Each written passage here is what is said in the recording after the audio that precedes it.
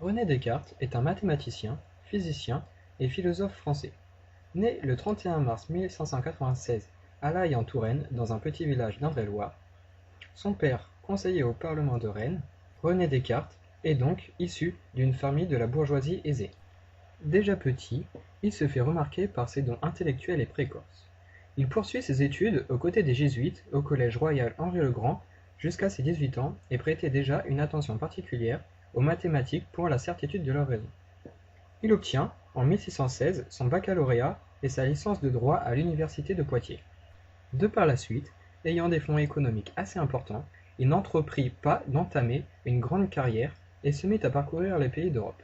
La Hollande, le Danemark, l'Allemagne, la Suisse, puis l'Italie, pour enfin revenir à Paris. C'est Descartes qui, au cours de sa vie, se pencha sur l'idée du mouvement des planètes et qui exclut une action à distance du Soleil et s'oppose à l'existence du vide. Il énonce alors l'hypothèse que le mouvement des planètes est dû à de grands tourbillons d'éther qui les emportent et les maintiennent sur leur axe. Mais cette idée était totalement incompatible avec celle des physiciens suivants, et en particulier avec la théorie de la gravitation newtonienne.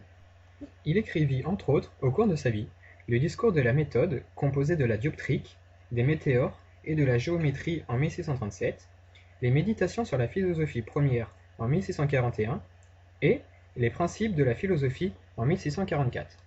En 1649, René Descartes alla retrouver la reine qui l'avait invité dans le palais royal de Suède.